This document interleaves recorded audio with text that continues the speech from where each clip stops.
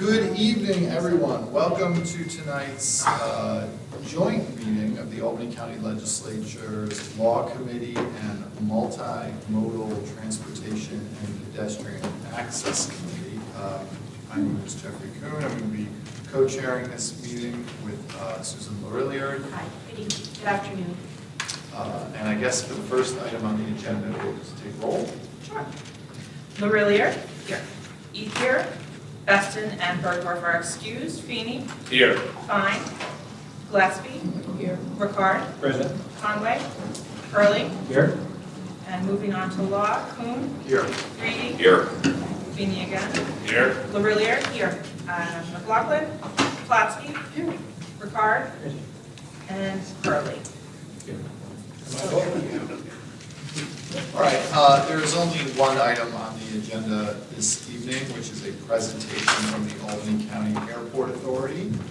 So without further ado, I will just turn it over to you. Here's what, I guess I should say this.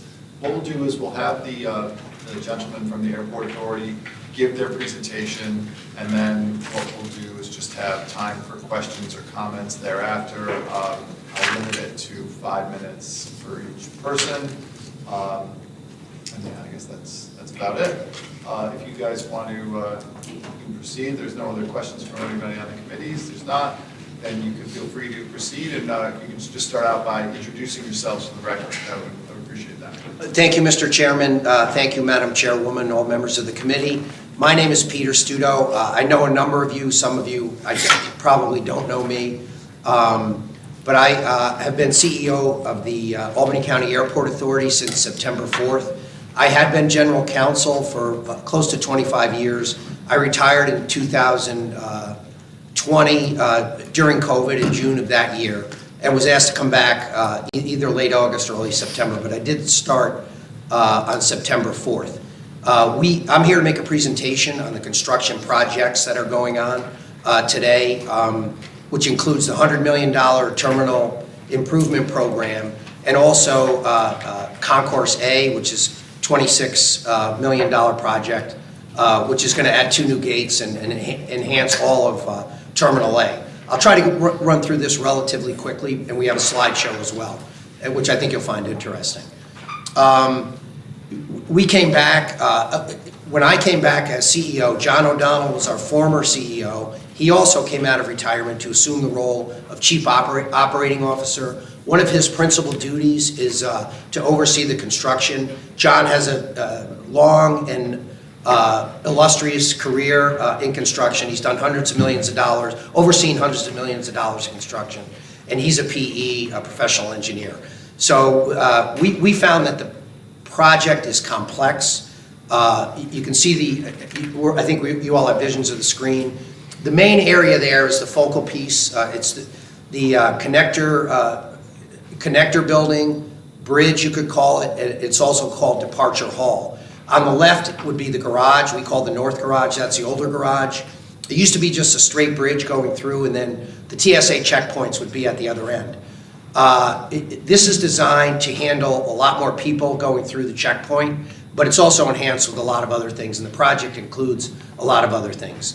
As you can see, it's large, it's also tall, it's 14,000 square feet. As you go in, there's going to be a Dunkin' Donuts there, the queuing line for TSA, and then the TSA security will actually start. In order to move this along, I'll skip through the topics, and hopefully we'll cover just about all of it. And between this and the slideshow, I think you'll have a pretty good understanding. As I said, the project was complex, and adding to the complexity is the fact that it's a going operation. We're hoping to have 1.5 million enplanements this year. That means 1.5 million people getting on planes, and a close number, 1.5, getting off the planes. So we have over 3 million people plus meters and greeters. I've heard John make the analogy of doing a total house renovation, ripping off the front of the building, and still living in the house at the same time. So those are the challenges that we've had. And with respect to schedule, I don't think it was anticipated that a lot of these components of the project have to be done sequentially rather than simultaneously due to the active nature of the terminal, because we have to work around the customers. The customers are our first priority. And so, as I started to say, we believe we have a competent team. We have a construction manager, we have the contractor, we have 2 in-house engineers. If you add John on top of that, that's three in-house engineers overseeing this project. And we're trying to minimize the disruption to the public.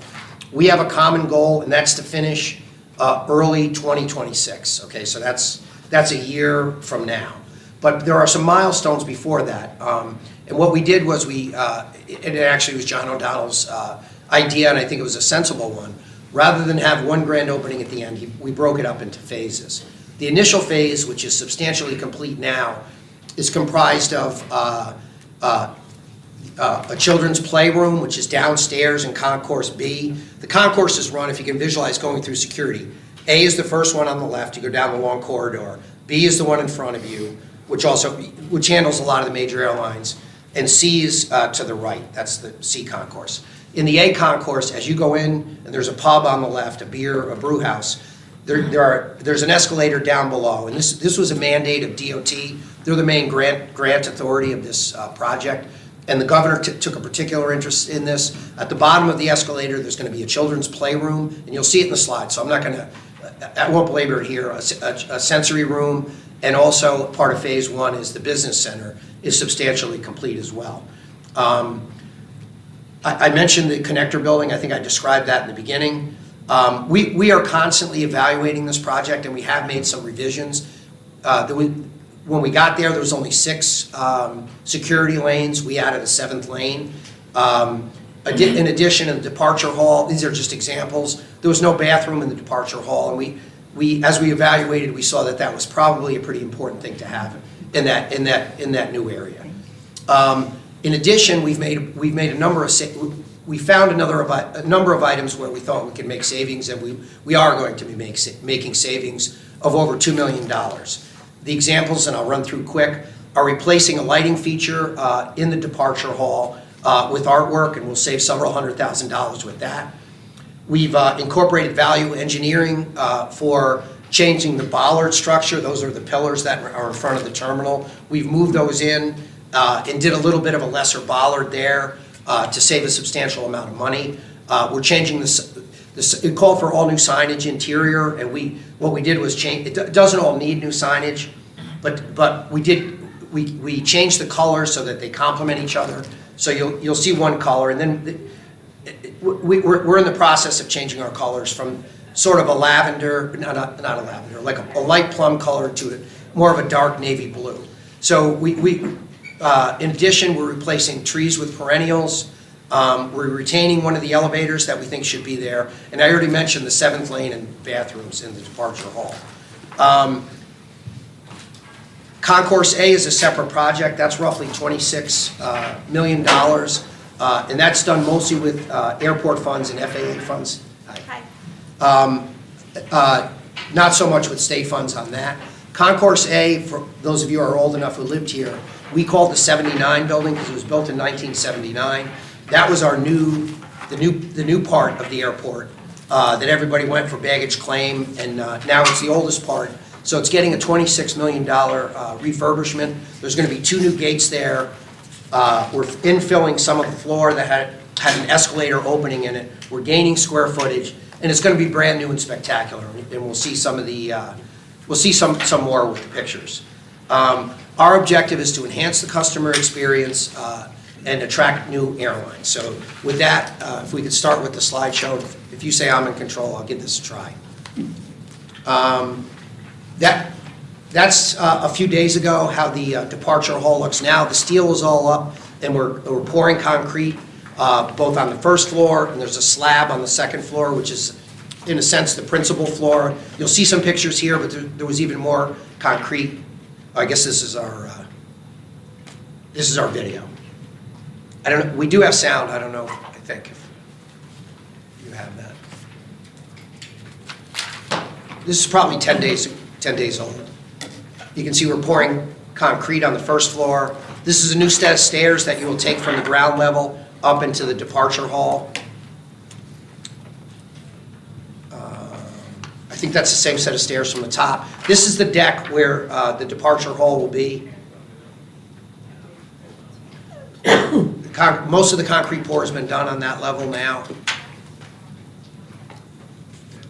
The columns have been poured, as that slide shows. That's all on the ground level, foundation work. They were continuing that today. That slide speaks for itself there.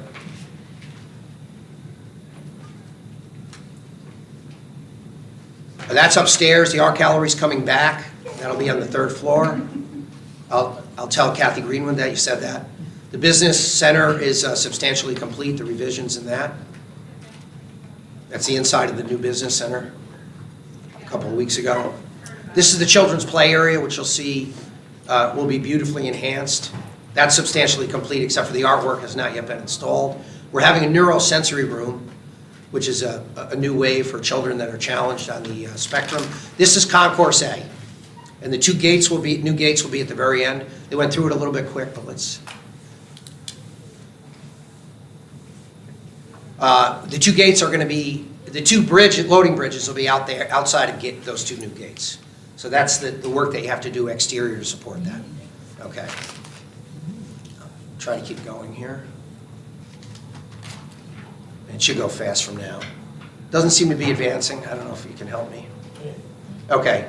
Concrete being floored on the decking. We showed you that in the video. You can just keep rolling if you can help. It doesn't seem to be.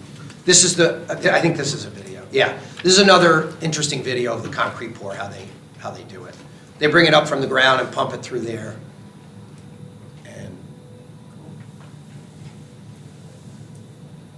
And we have a project labor agreement I might mention, and I'm guessing those are all masons there, ready to work in the concrete, and they're all unionized employees,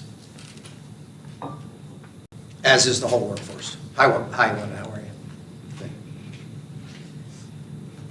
You can see some of the finished concrete, and they're still working there, so we're thankful to our workforce. This should be over shortly, and then we can skip through the rest of the slides.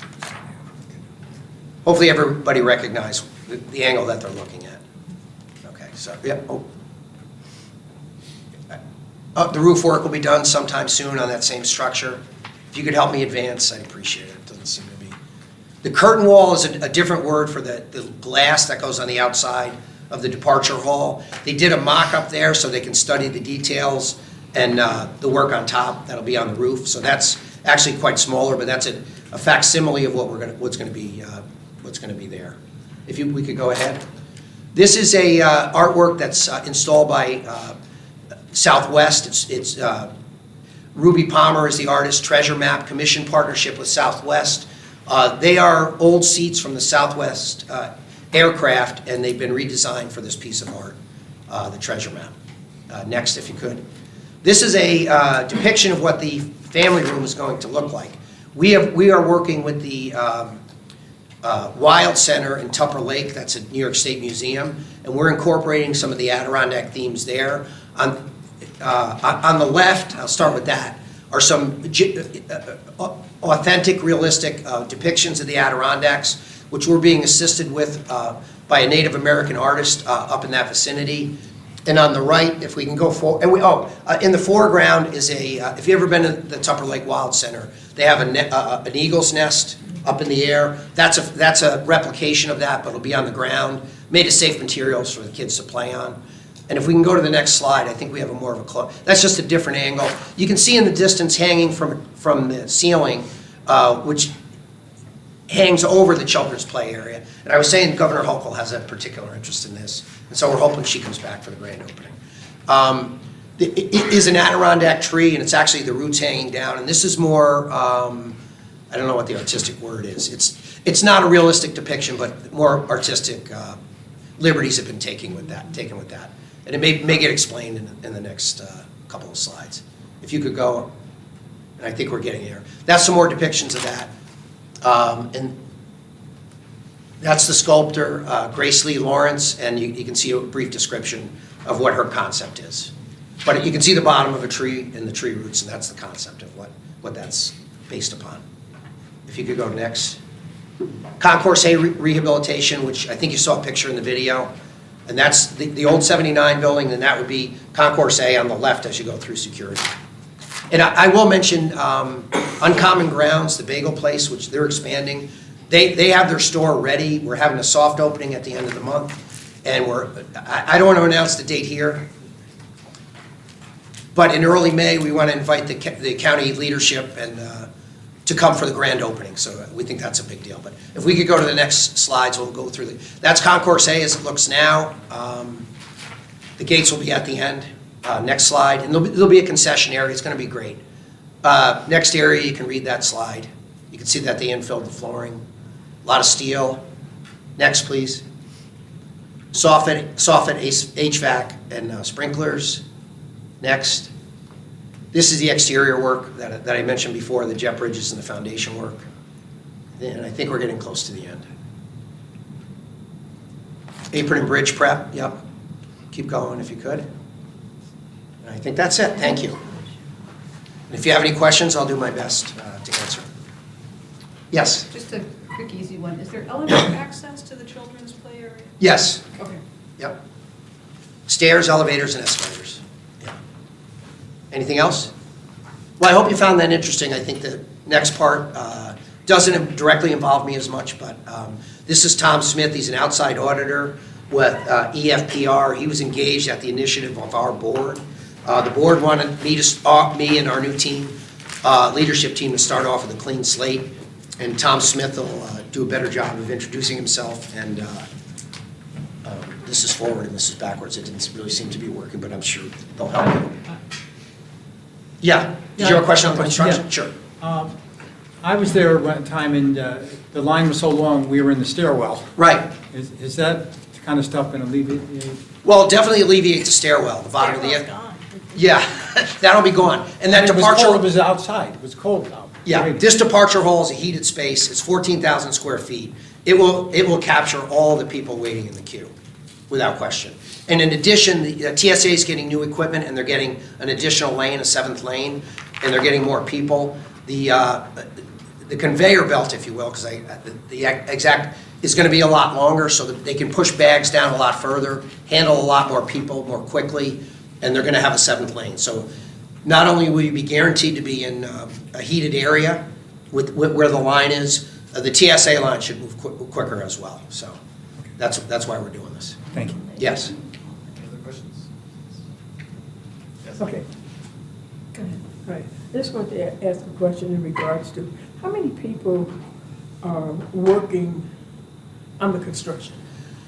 I don't have a hard answer I could get you. I know it's thousands of hours of man hours of union labor, and every day it's a little bit different. We do keep logs. Some days it seems like there's 30 individuals there. Other days it seems like there's a dozen, and that's just the work, the manual laborers, the trades workers. There's also probably a dozen management staff, both with the contractor, with the airport authority, and with the construction manager. Is the project labor agreement attached to all of this?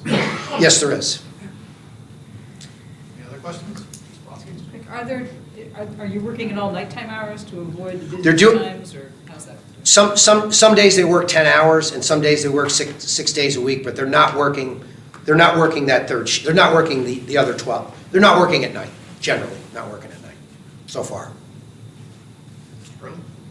Yeah, I really appreciate the Adirondack theme of the children's play area, because we are a regional airport, but I'm just wondering, and I recall back in the 90s, when they did the renovation in the 90s, the recollection is that the architects tried to incorporate sort of elements of Shaker and, Yes. and Dutch colonial architecture. I'm not sure they quite succeeded at that, but that was the intent. But with this renovation, is there anything that will give the traveler sort of a sense of place, that they'll know that, they didn't arrive in Chattanooga, Tennessee, that when they arrived here, they arrived in Albany, New York? Well, we are discussing an exterior sign package. That's not paid for within the scope of work that we've bought. When you bid it, you say you've bought it. We are investigating with the savings that we've had, and some of the members might not have been here, but we've reduced scope in certain areas that we thought weren't critical, up to a couple million, and we're still looking for more. But one of the things we might want to add in, if we've saved enough money, is an exterior sign package. I'm not sure if that addresses your question. The look of this, which we, in a sense, inherited, is more of a modernistic look and more of an airplane type look. But we did certain things to retain sort of the colonial Shaker heritage look. For example, the columns, which are the vertical pieces that are made out of that red brick, they were going to be covered up, and we made a determination not to cover them up with the new plating material. So we want to expose more of the red brick and keep it exposed. And we're looking for other ways to keep that look. So does that give us a sense of place? I mean, the Adirondack part certainly does. And but the exterior is more of a modern look. You know, it's going to be juxtaposed to the more traditional look that we tried to capture. I would just urge you that every opportunity you have, whether it's through artwork or signage or what have you, Yes, that you strive to achieve that sense. I agree with that sentiment. Yep. Mr. Morrell? I noticed that there's a lot of staining on the outside wall of the north garage. Is cleaning that up part of this project as well? It's not paid for by this project, but it's on our agenda to do in this upcoming spring and summer. I'm with you. That white material that comes out of the Yes. brick, yes. Yeah, I agree that's a cosmetic thing that needs to be done. Thank you. Okay, seeing no more questions on that presentation, do you want to, Mr. Smith, is it? Yes. You wanna Proceed. Sounds good. Hello, everyone. My name is Tom Smith, partner with EFPR Group, and the Airport Authority engaged us to look over compliance with procurement and time and attendance records for the period of January 1st, 2022 through December 31st, 2024. So what I'm going to do is I'm going to run you through this presentation that's both up there, and I also handed out a copy so you have it for your records as well. On the first page, I wanted to highlight the summary of our results. This way, as I dig into some more of the information, you can see where we're getting the results from. Really, there's four major bullet points that I want to highlight before we get into the details. The first one is we noted that the former CEO approved purchases without board approval. The second item is there were a lot of invoices that were divided into multiple payments. This was to avoid certain thresholds that required more approvals. For example, any payment over $50,000 requires board approval. So if there's a payment broken into two $30,000 disbursements, those both fall into the threshold, but in the aggregate, they are over that threshold. The third item is there are airline incentive programs, and we did not note board approval over those programs. And the last item is we do have time and attendance irregularities. So we're going to go through each of those in a bit more detail. So on the next page, we always like to put up our engagement team. This way you can see who worked on it, as well as you have the contact information for anyone that was involved in the engagement. The following page is directly from the authority's procurement policy. And each procurement policy for a public authority is required by New York State Public Authority law with the intent to limit or eliminate fraud or abuse. And really what I want to highlight on this page is each of the different type of purchases that are listed on the left side. They're broken out by dollar amount, what type of approvals and documentation we have to obtain before a purchase can be processed. Under each of these buckets, there is a $50,000 threshold, and if we trace that over to the right, we can see the check mark to see what type of approvals we need. Anything over $50,000 requires both a CEO approval and board approval. So I just wanted to highlight that before I went any further, because you're going to see that threshold come up a few different times. So going into some of the procurement results that we obtained, what we did is we looked at 10% of all contracts that the authority had over that 3-year period. And we also looked at the vendors that received the 5 highest dollar amounts throughout that period. What we were trying to make sure is that each of those vendors that we looked at had a valid contract with the authority. And we did not have any exceptions there. Every vendor we looked at did have a valid contract.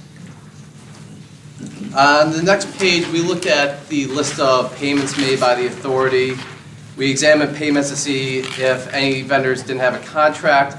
We did come across 4 different vendors that did not have a contract, but there was a valid reason for all 4 of those.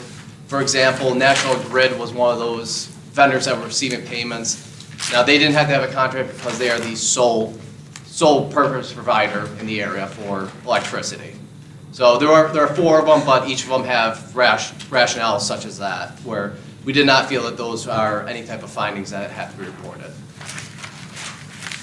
On the next page, we looked at all purchase requisitions over $50,000. And purchase requisition is the beginning of the purchase process, where the authority starts the payment process, makes the requisitions to the accounting department to be able to start to make a purchase.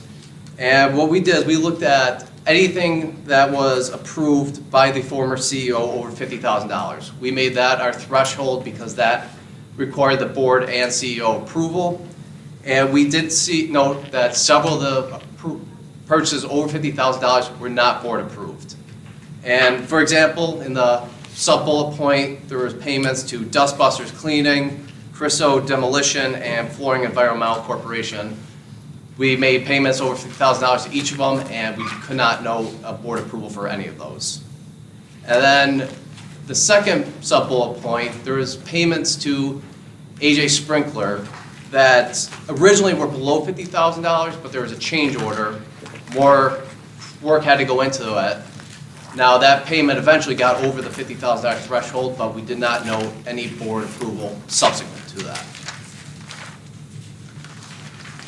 The next page is where we looked at the airline incentive program, and there was a incentive program that covered 21, 22, as well as another one that covered 2023 and 2024. We could not find board approval over those incentive programs either. Across all 3 years, the total incentives paid out to the different airlines totaled approximately $1.5 million. So you can see there's pretty significant incentives being paid out to the individual airlines, and we did not see any board approval of those incentive programs. On the following slide, we looked at emergency purchases.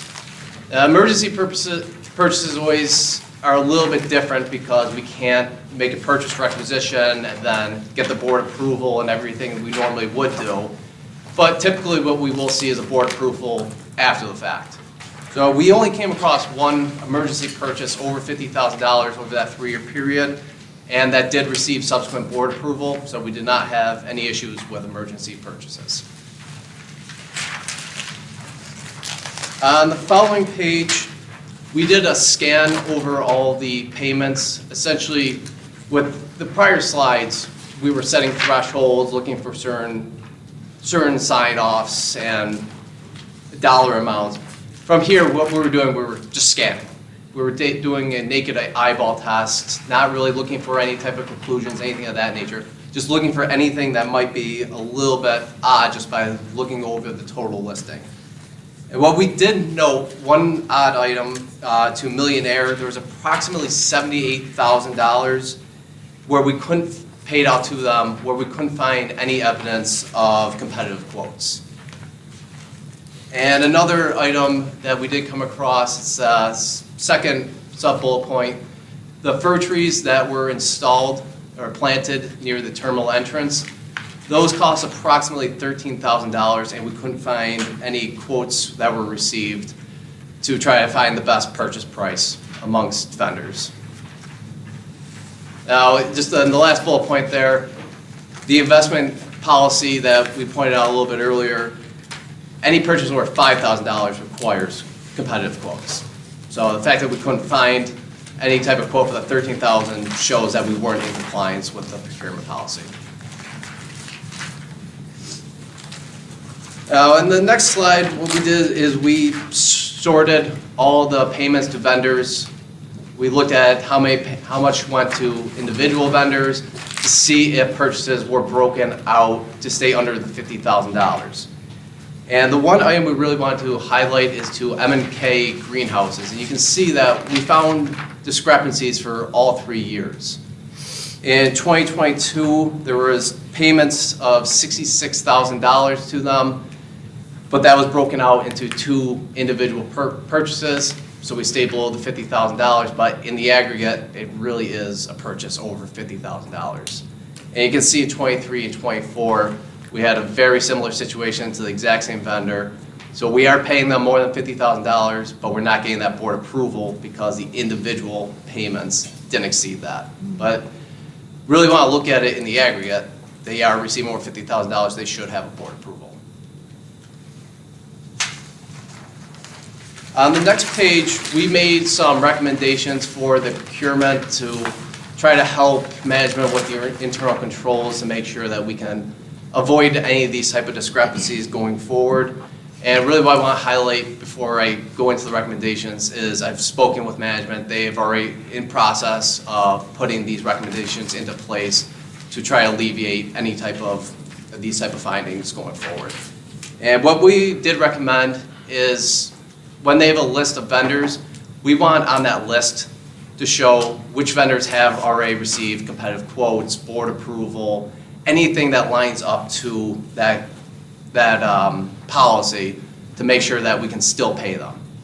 The last thing I want is for the authority to start paying out a vendor if we haven't obtained the board approval or the quotes that we should have beforehand. And the other recommendation that we did have is that all change orders should go to the board for approval. If we go back a few slides, we did have that one finding where the change order got us over the $50,000 and it didn't have board approval, but we were recommending that all change orders receive board approval.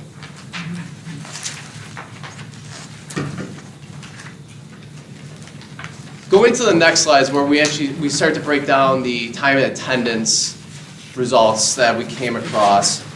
Now, during this time period, employees were allowed to work 3 hours, and they had to book that to a code called COVID or work off-site. So 3 of their 8 hours were allowed to be off-site, but 5 hours were required to be on-site at the airport. So that equates to 37.5% of their time daily.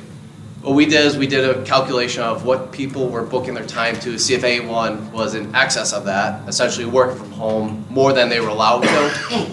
We didn't have anyone that exceeded that threshold. So what we did is we took the 5 individuals with the highest percentage of working from home or booking time to working from home, and we determined that to be our high-risk population, essentially the people we want to look at for further procedures to say, okay, these are the 5 people that are booking time to off-site work. Let's go with their time records and see what they're booking everything to. So with that, the first result we did is we compared their time records to the parking garage. This way we can see when they logged into the system, logged out of the system, as well as what time they parked at the garage, what time they logged out of the garage. This worked out really well, having the 2 different type of records, especially the parking garage record is a physical record when someone's on site or not on site. So it's worked out really well having those 2 sets of records to compare. Now, individuals with time in the parking garage didn't always meet the minimum amount of time that they are required to work on site. So what we did on the very bottom here is we broke out a percentage of how often people were not in the parking garage the proper amount of hours for what they said that they booked on site. And you can see a pretty large range over the 3 different years. In 22, we had 31% to 74% of time where they said they were on site, but the parking garage records did not support that. So you can see there's pretty large percentages. It calmed down a little bit in 23 and 24. You can see the percentage at the low end is 2% or 3%, but you can still see the upper echelon of those comparisons is pretty high still. On the next page, what we did when we really got an understanding of how the payroll system and the time records worked is we noted that there was a manual log in and log out option. So essentially what the manual log in and out option is, say I leave the day, I forgot to hit log out, I can call my buddy back at the office say, hey, Jeff, I forgot to log out. Can you hit a manual log out for me? Or I can come in and do it the next day. So I don't have to hit log out in the system. It's almost an override, a emergency way of logging out, forgot to do it, No supervision required? essentially. So it's almost a backup way of logging in and out. Now, really, all to log in and out should be done when I get to my computer, when I leave for the day. But there was a substantial amount of time where people were not doing that. And you can see from the percentages, the percent of days that people were using manual login and outs range from, for logins, 3% to 11%. And then for logouts, we really see that jump of when people might be leaving early is 5% to 56%. So you can see the low end might make a little bit more sense. 5% is one of every 20 days where someone might forget, but 56% of the time people are leaving and forgetting to log out is a little concerning. Are you saying you can log out from home? I don't know if you can do it from home, but it's basically an override in the You system, can have somebody do it, so there's no proof they're there. essentially. Isn't that the purpose of a system? Yep, And this is for all employees, not just the 5? this is for the 5, Oh, this is for the 5? just for the 5. Okay. So all our results on time and attendance records are just isolated to those 5 individuals. Yes. Since we determined them to be our high-risk population, we figured we'd dive into their records a little bit more. If someone didn't work a second off-site, I didn't really see any reason to dig into those individuals any further. Yep. On the next page, what we did is we compared the manual login and out at the time where they use that manual option to the garage records. And what we did is we actually gave them a 15-minute grace period. So if someone leaves, we are saying, okay, they have 15 minutes to get out of the office, get to their car, get out of the parking garage. I'm not going to say someone's logging out at 2, I expect them to be out of the garage at 2. If they're leaving by 2, I expect them out by 2:15, for example. So we gave them a little bit of a grace period. And we did notice a good amount of discrepancies, and you can see we put the percentages in again. And when people use the manual log in, compared to the time, the garage records, there was a difference of between 7.3% and 69% of the time where it wasn't within that 15-minute range. And then log outs, very similar to the prior slide, the discrepancies are even higher. And the last bullet point is what we did is we took the individual with the highest number of early departures, and there's 119 instances where they did a manual log out at 2 o'clock in the afternoon, and the parking garage records show that they left by noon or earlier.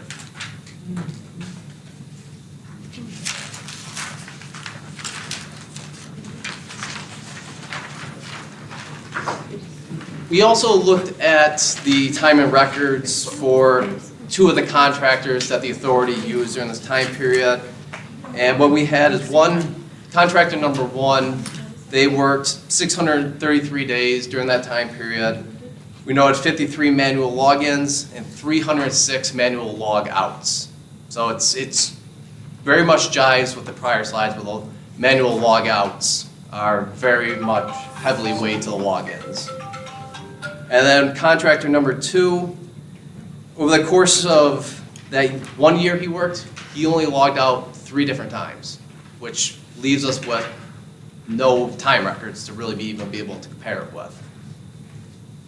And of those 242 days, we have 17 manual logins, 17 manual log outs. Very similar to the procurement, what we did, we put together a few recommendations for time and attendance records, and from my discussion with management, these are also already being put into place and followed. The first recommendation is that we want them to keep a record of how often manual log ins and outs are. I personally feel that that's the riskiest area because you can see the numbers were very high and the log outs were even higher. And what we want to do is have some type of reminder go out to employees that using the manual log in and out is a last resort. Use it sparingly. You legitimately forgot about it. Maybe a monthly email, a weekly email. And I think with that recommendation, we can at least see if someone is abusing the manual log in and out option. So instead of it being 3 years later, we're seeing who is doing this very often. Maybe now we can actually catch it much earlier and essentially eliminate it.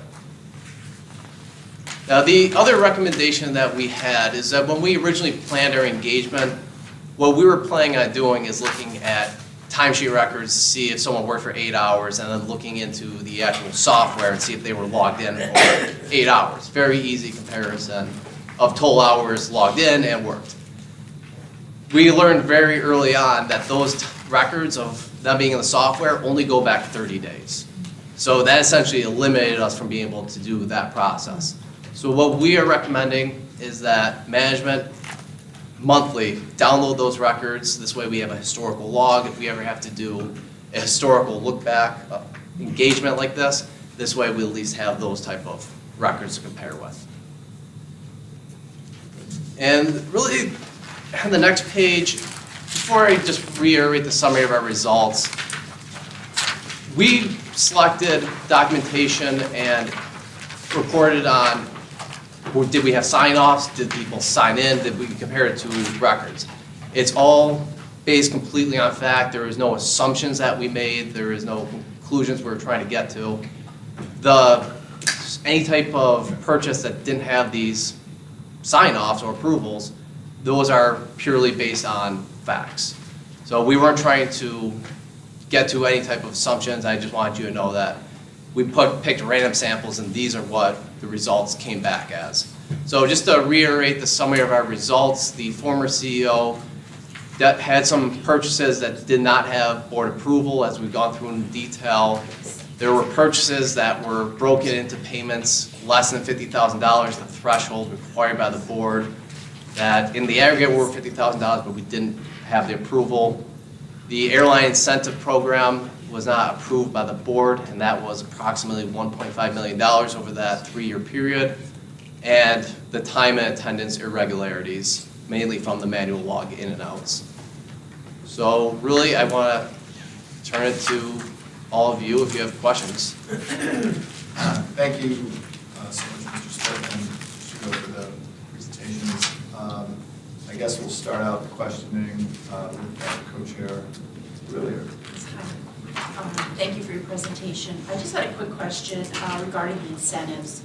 I didn't see that there were recommendations on how to handle going forward, keeping track of the incentive offers that are made to ensure that, I know they have a budgeted amount of incentives, and the authority of the CEO to negotiate incentives. So is there any recommendations on how to make sure that that goes to the board going forward, so they are paid out? Sure. I think the key thing is that the incentive goes over a 2-year period. So I think it's going to be very easy for us to say we have not approved the current incentive program in place. So if we know we don't have an approved program that has been presented to the board, it might behoove the board to go to management and say, we need to see this program. We need to approve this ourselves too. I think we might have to look at that one as a two-way street. I will say this for the record, it's either a month ago or 2 months ago, we have a comprehensive incentive program that the board voted on. So that when either new airlines or new destinations or new routes, that they'll get all their fees forgiven, like landing fees and so forth. And there's also we pay for advertising. So the board just did vote on, you can check the record, it was either a month or 2 ago. And our newest airline, which is Breeze, they've made an application for us to see if they fit the parameters. We're going to bring that to the board so that they see it and vote on it before we actually implement it with the one. Anyone else? Questions or comments? Ms. Platsky? 78,000 for snacks? How does that work? Is that? maybe That skip to the that slide. airport paid for that, gave that to Millionaire? I'm just trying to make sure I get the right slide up. Is that for the- No, I mean, I can help with that a little bit, and I don't, the magnitude of it, I can't really speak to. But Millionaire is our jet center, and it's quite an expensive place. I don't want to say, should I say high rollers, go there and fly in and out privately, and they expect a certain amenity. So there is, free coffee, free soda, free snacks, and that type of thing. What duration it takes to spend 78,000, I'm not really sure. But that is an amenity that's offered at the Millionaire facility, which is our jet center. So it does add up at some point. Yeah, and just to speak to adding up, that was for that cumulative 3-year period as well. I know it is a high number, but I do want to point out that wasn't a one-time transaction.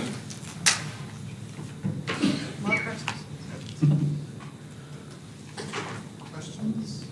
Chair? I have a couple of questions. First, just overall, I think that the lack of compliance with the board-approved policies, it looks like a governance hot mess, honestly. Those are threshold things that a board should be approving. And the obfuscation of breaking things into smaller amounts. I've had a board for 20 years and worked with my board, and I will tell you that is a really horrible practice. There's actually a name for it. It's called smurfing, where you take a dollar value that your board has to approve purchases at that level, and if you break it into smaller amounts, it's a gaming term. As far as the time and attendance, that also looks like a hot mess. I'm glad that this was done. Just a quick thing though, you picked 3 years, 22, 23, 24. Any reason why 3 and not the sort of whole look back of, you were looking at kind of one CEO's performance? Any reason for that? A lot of it it goes to the time and attendance records that was a lot of when the COVID or work off-site time was allowed. So Okay. that is a huge risky area. And the unfortunate part is it's very hard to say whether an individual is physically there or not, even before working from home was a thing. So that really opened this window up to a high risk period. Okay, and how many employees total? What we looked at were 5 employees. Okay, so you did the 5 kind of outlier pool. Correct. And are those employees all still there? They're not all still there. Okay, thank you. Okay, I have 3 questions. Number one, you went through the issue of them purchasing at a threshold of $50,000 or greater without getting board approval. On the page it says procurement results continued. First note, it says we noted several purchases. What's the definition of several? I'm not sure what you mean by that. You've given us examples of purchases over $50,000, but under procurement results continued, you noted several purchases. Sorry, a few pages are labeled procurement results continue, so I was trying to find the exact page.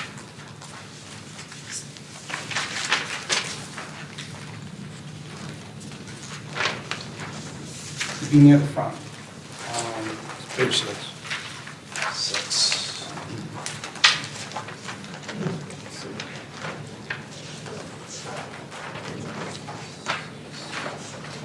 The one with 2 bullet points? Yes. The first bullet point, we noted several purchases. I'm not sure what I mean by several. That was just those 3. I probably could have reworded that too. There was 3 purchases. Okay, so those 3 purchases, okay. Correct. Those are the 3 individuals that we just put in our actual report too, and this is a summary of the report, so those are the 3 that we disclosed individually in there, so it is 3.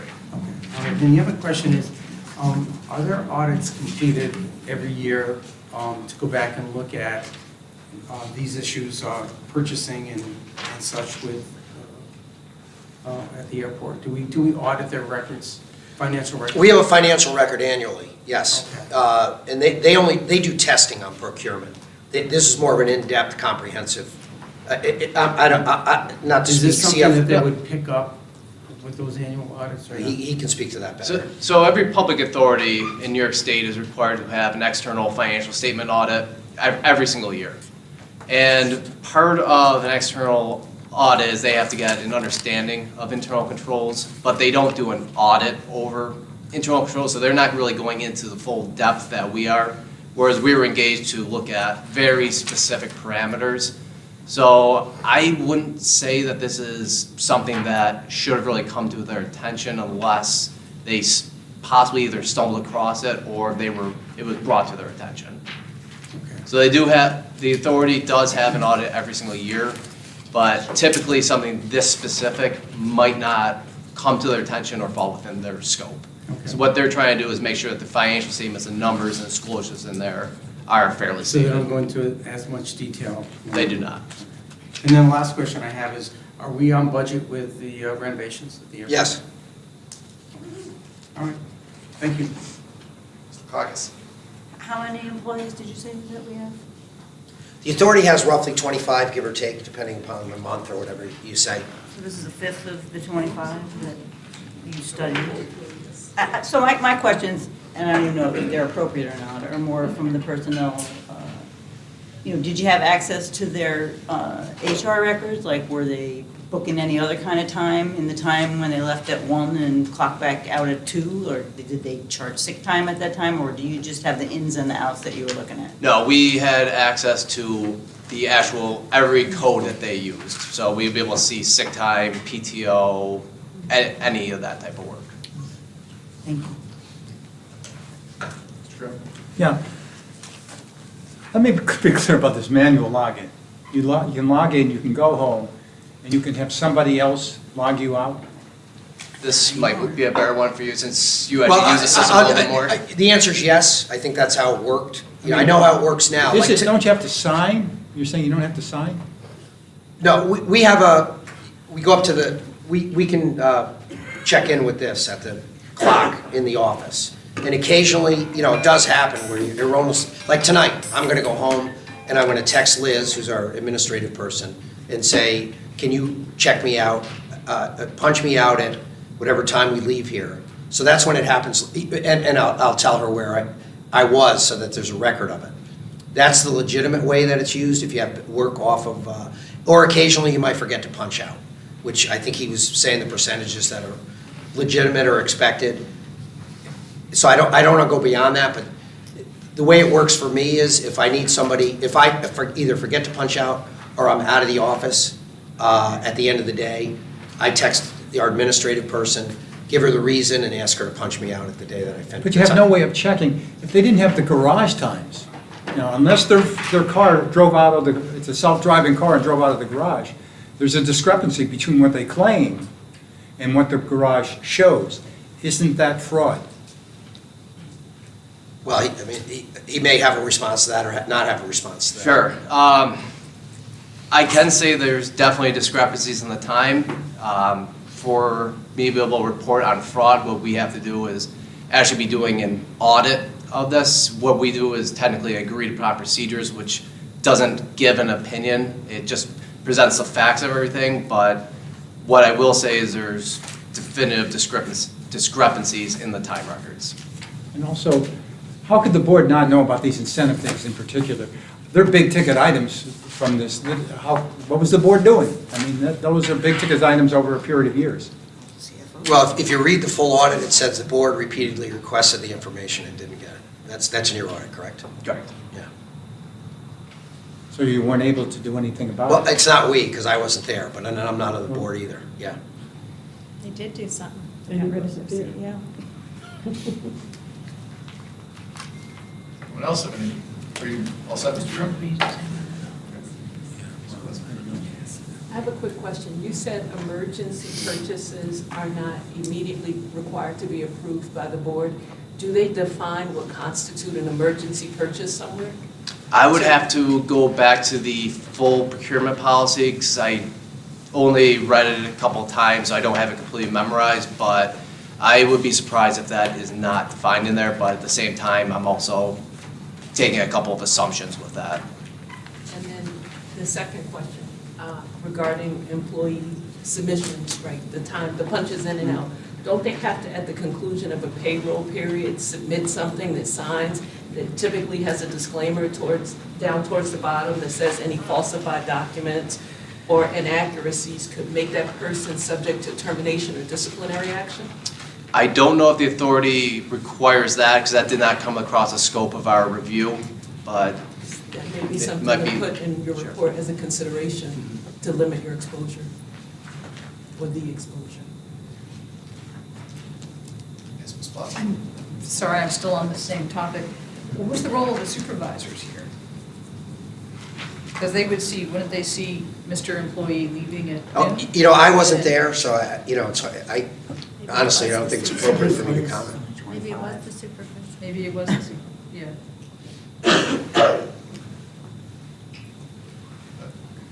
Anybody else? Heather, do you have a question? Yes, I did. I wanted to follow up on the question about the other audits. Who is the auditor at the airport? Our main auditor, it used to be Marvin and Company, it's the successor to Marvin and Company, and I can't think of their name. That's our financial auditor. All right, and were there any flags or discrepancies in the past audits? I saw a draft of that report, and they detected one of the things that were brought up in this, and I can't recall which one. I think it was on the procurement side. Were there notes to the financial statements? Any notes? It was an audit of the financial statements, yeah. It was a note to. Yes, basically I believe that's correct. Okay. And could we get information on what that was? Sure, Or absolutely. Copies of the audits? Were they- Absolutely. Okay. But other than that, they were clean audits or? were Yes, there- yes. I'll take a chance and say yes. All right. I've seen the draft, but Yeah, if we could. I'm happy to double check that for you. Thank you. Appreciate that. I have a few questions. On the time and attendance audits, you said that certain of the individuals, well, I wasn't clear if these were direct employees of the airport authority or if they were contractors. we only did one slide on contractors, but all the other information in there is strictly on the employees. Okay. And you indicated that there were focused on 5 particular employees who had time and attendance, log in, log out records that were suspect. So essentially what we did, how we picked the 5, is we took the 5 individuals that booked the most amount of time to off-site work. So if someone booked on average 2 hours of off-site work and they work 8 hours, they're working 25% of their time to off-site work. So with off-site work being much riskier because we can't really track where they are, what they're working on, that's how we deem them to be our high-risk population. Okay, and I realize that you're doing an internal controls audit, not an HR investigation. Correct. Has there been follow-up sort of to challenge these people on these records, and do they have an explanation or not? I didn't go retroactive. Some of the people are no longer at the authority. I don't know if I'm inclined to do that or not. I have to think about that because the people are gone. I'm not sure if that's going to be worthwhile or not. Well, the people Yeah. are gone, that's one thing, but if people. It's not, I can assure you it's not happening going forward. I can definitely assure you of that. Okay, great, that's good to know. And I'll say this, the work at home thing, we stopped that pretty much the first week we got there. And I have an email which I set forth the reason and rationale of why we're a 24/7 operation. We think everybody should be there. They have plenty of sick time, they have plenty of personal time, they have plenty of vacation time, they have a fair number of holidays. So there's no working from home except under very extenuating circumstances. And I don't think we've granted that privilege in the 7 months that I've been there so far. So everybody's there every day. Okay. On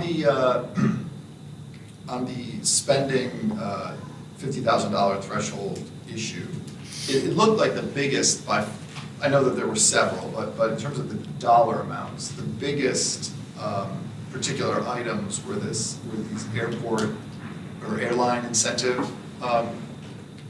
Do those, how exactly do those work? Because I guess the question I have is there any possible debate about whether those are like payments that would be subject to the policy? Those are credits to the airline, so it's just a reduction of money received opposed to payments out. So it's something that we noted as part of this review, but those wouldn't be subject to the procurement policy because they're not actual physical payments out. Are they kickback? Sorry? Or like refunds or rebates or? That's something like essentially that? what they are, correct? Yeah, I'm getting into a little accounting speak, but they're a credit to what the airline owes us rather than we paying them for something that we acquire. So it's less cash in, but they're not actual physical cash going Yeah. out. But the net effect is the same. The financial net effect is the same as if we paid them the money. So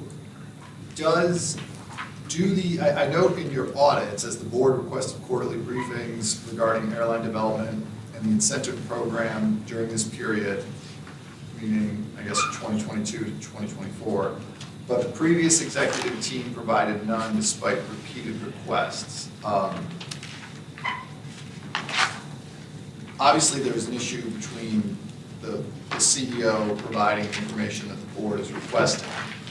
But I guess I'm asking, is it your opinion that the failure to get the board's approval of these airline incentive credits in excess of $50,000, did that violate the procurement policy or not?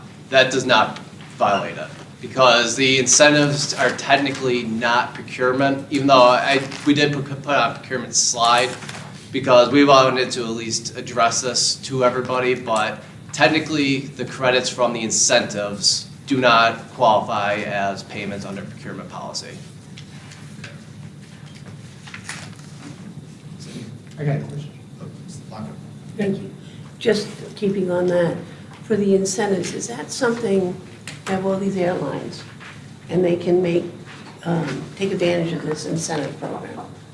So is it the same incentive for every airline, and if they meet that, then there's I'll say contracted amount of money that they would get credited?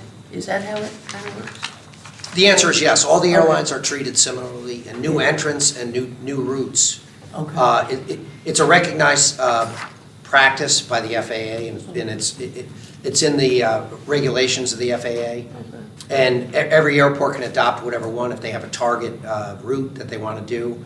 And they deliberate it, they think about it, and then they publish it, and we have the board vote on it. And so every airline's treated the same. So if you wanted to get an airline to go to London, you could say, we'll forgive all your fees, landing fees and so forth, and we'll give you money to advertise the route. And any airline that wanted to do that uniformly, nobody's discriminated against, could avail themselves of that incentive. If that answers your question. Yes, it does, Yeah. Thank you. Thank you, Mr. Chairman. I want to go back to the M&K greenhouses, and we'll just take 2024 as an example. So I guess I want to understand the procedure here. So it says 3 consecutive purchases totaling $92,000 during 2024, is that right? Correct. So let's pretend I was the CEO. M&K Greenhouse said, we have to do 3 different things. How do they get paid, though? So does the CEO call somebody else up and pay them, or how does that work, just spread out into 3 different payments? I guess I don't understand that. So with the 3 consecutive payments, when we start to make a payment, we have a purchase requisition. Each one of them have a very specific number to them. Yeah. So I'm gonna just make up a number for an example. Let's say it's $25.50 is the first payment. Now usually if we're making a payment to someone, we have, let's say another 100 payments go by before we recirculate to the same vendor again. Yeah. But in this example, the first payment to M&K was $25.50. The next payment that the authority was processing was $25.51. And in this circumstance with 3 consecutive was $25.52. Yeah, So but shouldn't that particular line item have a total of $50,000? it should, but that That's what I proves understand. they're breaking it up.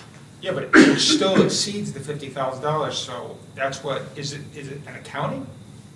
I guess I don't understand how. Like, we're- he's not saying you're gonna pay 42 for spring flowers and you're gonna pay 62 for Yeah. fall flowers. He's saying there was a payment, it was broken into 3 equal parts. I understand that. So that's clear, that it was done. But like you that. still exceeded that line item. So who actually paid that? The CEO didn't pay that, right? Who wrote that check? I couldn't say who wrote that check off. the So top of my is there a check and balance is my question? Yeah. Or does? There's a couple of ways you can make payment that I understand and recognize and interact with. We do have charge cards for certain things, so it could be on the charge card. But even charge cards, you have to show receipts and get a sign off on charge card payments. So that gets seen by the accounting office, or you order it, and ultimately the finance department writes the check. And the CEO has to sign off on those payments. There's like 3 people that have to approve it. Okay, so the CEO would tell someone in accounting that they need to pay those payments. In the hypothetical essence. case, that is so, yes. Okay, so there was more than one person hypothetically involved in getting that vendor paid, would you say that? Yeah, yes. I sign contractors' payments, and I can say this because I can visualize it in my mind. It's reviewed by the chief engineer, it's reviewed by the accounting department. We have an MWBE piece, it's reviewed by that person, and then I'm the final signature on it, once all those signatures are on there. So that type of payment gets multiple signatures / approvals on it before the check is written, if that gives you an example. All right, thank you. Thank you. Ms. Gillespie? So has the board subsequently been briefed on the incentives? Have they seen the incentive packages? And are they formalized written packages? Yes, the answer is yes, and I did reference that. It was either last month or the month before. The board saw the whole written package, which we can forward to you if you want to see it, of what our current incentive program is, and the board voted, at least a majority of the board voted to approve that. I think it was probably unanimous, but I can't swear to that. Would you characterize the airport or the airline incentive thing as or the airline incentive credits as a kind of strategic decision that the board should be weighing in on and Absolutely, input on? absolutely. In talking to the board, the current board, the 7 members, they have an avid interest in new routes, and they want to know about it, they want to manage it, they want to talk about it, they want to think about it. So yes, I think it's part of it. They want to play a part in that strategy, and and set that policy. Is it, and you might not be able to answer this question, but is the failure of, I guess, your predecessor to involve the board or to get the board's approval for those decisions, was that part of the source of the tension or? how I think the board would have to answer, the board members would have to answer that question. Okay. I wasn't there, yeah. Fair enough. Mr. Grimm? Thank you, Madam Chair. This is for Mr. Smith. Were any of the former executives, CEO, CFO, did you contact them for some possible explanation as to how these things might occur? We did not, because we were engaged by the authority, and any engagement I've been a part of over the course of my career, and this would be the same thing with any other firm, is that you wouldn't speak with a former employee. But it seems to me it's one-sided in that they never at least had a chance to have their point of view heard. Well, that's why we based everything strictly based on the facts of log-ins, log-outs, parking records, because those percentages are just, they're indisputable. And the 5 on the bad list, I guess you could say, they jumped out at you just from looking at the facts? Yes. Are all 5 of those, you say that some of them are there or not? I've been advised by counsel not to talk about personnel matters, and I think we're getting pretty close to that line, so I don't want to get into any more particularized answer. Well, you don't have to identify the names. No, I understand. But they did right. identify the list of 5. Right, but there's other, if I give enough clues or facts, somebody can figure it out. So that's as far as I'm willing to know. Anybody else have any questions or comments? Madam Chair? So kind of pulling on the thread that Mr. Moriello kind of started down, and this relates to the financial audits. And I don't know, Pete, you might even know the answer to this better. So the authority has to have its financial statements audited as an authority every single year. Would those audits reveal anything related to kind of overpayments, say, by the county for different contracted services, sheriff, deputies who are always there? How do we know that, we've gotten our money's worth as far as what the county has contributed to the airport authority in those contracted services? So with the governmental financial statement, they have to follow what's called government accounting standards. Yeah. And yes, and then there's always a 2-3 page report in the back on internal controls where they would disclose that they come across material weaknesses or significant deficiencies in internal controls, or if they come across non-compliance with laws, regulations, anything like that, that's where they would disclose those there. But as for anything strictly related to the county, they wouldn't report on that. They would only be reporting on those matters strictly for the authority. It's above my pay grade. I'm not, I think there's checks between the county and the authority. You have your accounting department, and so I can try to get you that answer and hook you up with our CFO if you need a more thorough Yeah, answer. if you ever really dig into those 2-3 pages, there's always disclaimers that there's potential that there's significant deficiencies or violations that exist that did not come across the scope of that audit. So there's always still potential for it, Yeah. but they're not going to give absolute assurance on their report that they've looked at every law, every internal control. And I think that really closes the circle fully on this, is that internal controls are great, and they're really based on cost benefit, but any internal control can be circumnavigated in certain circumstances. Okay. Seeing any more questions? So thank both of you for your appearance here tonight. Mr. Thank you. Smith. Thanks. Thank you so much. Very informative. And Mr. Wentz, motion to adjourn. Second. All in favor? Aye. Thank you very much.